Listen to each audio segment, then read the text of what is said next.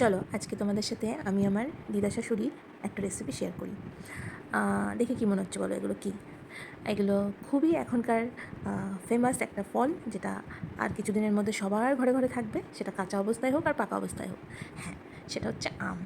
আমের একটা মোরব্বা আচার তৈরি করছি, তাও সেটা পুরোপুরি আমার দিদা শাশুড়ির রেসিপি। দিদা শাশুড়ি নেই এখন আমাদের মাঝে, তবে তার এই রেসিপিটা আমি ট্রাই করেছিলাম। সে আমাকে বলেছিল কিভাবে করতে হয়। তার হাতের এই রেসিপিটা তো দারুণ দুর্দান্ত খেতে, কিন্তু এখন খুব মিস করি। তবে সে বলে গিয়েছিল বলে আমি এই রেসিপিটা বানাতে পেরেছি।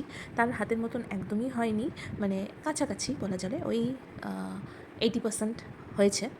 তো যাই হোক, চেষ্টা করেছি, তো তোমাদের সাথে শেয়ার করি। তো শুরু থেকে অ্যাকচুয়ালি ভিডিওটা করা হয়নি। তো শুরুতে কী করেছিলাম, আমগুলোকে ছুলে এরকম লম্বা লম্বা করে কেটে সেটাকে চিনির মধ্যে চিনি দিয়ে মাখিয়ে রেখেছিলাম প্রায় ওই 1 ঘন্টার মতন। তারপর যখন পুরো জল ছেড়ে গিয়েছিল, সেই জল সমেত, মানে চিনির রসটা আর কি, এই দেখো এই যেটা, তো চিনির সেই যখন জলটা ছেড়ে দিয়েছিল আম থেকে, তখন সেটা সমেত জালে বসিয়েছিলাম। আর কিছুক্ষণ আমটা জাল করে সেই চিনি জলে সেদ্ধ করে, মানে ওই 50%-এর মতন সেদ্ধ করে আমগুলোকে দেখো তুলে নিলাম। তুলে নিয়ে তারপর সেই চিনি জলটাকে আবার জাল করে, ভালো করে জাল করে ক্যারামেলের মতন তৈরি করলাম। সেটা তৈরি করে নিয়ে কী করলাম, আবার সেই 50% সেদ্ধ হওয়া আমের টুকরোগুলোকে আবার কিন্তু সেই ক্যারামেল যেটা তৈরি হয়েছিল তার মধ্যে দিয়ে দিলাম। তারপর না একটু এবার গ্যাসটাকে বন্ধ করে জিনিসটাকে একটু ঠান্ডা করতে হবে। আর ঠান্ডা হয়ে যাওয়ার পর ঠিক একদম জেলি জেলি ব্যাপারটা হবে, চিনিগুলো সব মেল্ট হয়ে গিয়ে ক্যারামেল হয়ে গিয়ে আমের সাথে। আর ঠিক তারপরেই কী করতে হবে, একটু গুঁড়ো মশলা রেডি করে নিতে হবে। তো চলো, যতক্ষণ এটা ঠান্ডা হয়ে একটু জমে যাচ্ছে, ততক্ষণে আমি গুঁড়ো মশলাগুলোকে রেডি করে নিই। তো যেগুলো গুঁড়ো মশলা আমি এই আচারটার মধ্যে দেবো, তার মধ্যে হলো ধনে গুঁড়ো, আর হচ্ছে জিরের গুঁড়ো, লঙ্কার গুঁড়ো, আর সেটা পরিমাণ মতো নিয়ে নিতে হবে। যতটা আম থাকবে সেই পরিমাণ মতন একটা নিয়ে নিতে হবে। আর তার সাথে একটু লবণ অ্যাড করতে হবে। অ্যাড করে নিয়ে এই পুরো মশলাটাকে ভালো করে মিক্স করে রেডি করে নিতে হবে। আর তারপর কি করতে হবে, সেই যে জমে থাকা, মানে অনেকক্ষণ ধরে ঠান্ডা হয়ে গিয়ে তো ওই ক্যারামেলগুলো জমে গিয়েছে আমটা, তো সেটাকে আবার একটু জালে বসাতে হবে।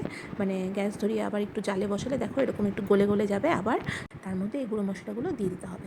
তো দেখো আমিও ঠিক তাই করলাম, আবার যখন জাল করলাম, সেই জেলি জেলি হয়ে যাওয়া চিনিগুলো কিন্তু আবার অনেকটা দেখো গলে গিয়ে পুরো পাতলা হয়ে গিয়েছে। আর ঠিক সেই মুহূর্তে গুঁড়ো মশলাগুলোকে দিয়ে এইভাবে আবার একটু জাল করে ব্যাস ঠান্ডা হতে দিতে হবে। এই হয়ে গেল। ঠান্ডা হয়ে গেলেই ব্যাস মোরব্বা, মানে যেটাকে বলে আমের মোরব্বা আচার, সেটা কিন্তু তৈরি। আমি ঠিক জানি না কতটা করতে পেরেছি, তবে হ্যাঁ, দিদা আমায় যখন দিদার প্রশংসা করতাম আচার খেয়ে, তখন আমি বলতাম তুমি কী করে বানাও এই আচারটা, আমাকে একটু বলো। তো তখন দিদা আমাকে বলতো, তবে দিদা একটু ডিফারেন্ট করতো, সে দুটোভাবেই এই আচারটা করা যায়। তো আমার এইটা একটু ইজি লেগেছে, তাই আমি এইভাবে করেছি। আর দিদা যেভাবে করতো সেটা হচ্ছে, দিদা 3-4 দিন ধরে আমগুলোকে রোদে শুকিয়ে শুকিয়ে তারপরে ক্যারামেল বানিয়ে তার মধ্যে বানাতো। সেই জন্যই হয়তো দিদার আচারটা খেতে বেশি টেস্টি হতো আর অনেক দিন থাকতো। তবে আমি যেভাবে বানালাম সেইভাবেও দিদা বলেছিল এইভাবেও বানানো যায়। এটাও খেতে প্রায় অনেকটাই সিমিলার, খারাপ না। তবে হ্যাঁ, দিদার হাতের তো জাদুই ছিল এই আচার, এখনও খুব মিস করি, প্লাস দিদাকেও খুব মিস করি।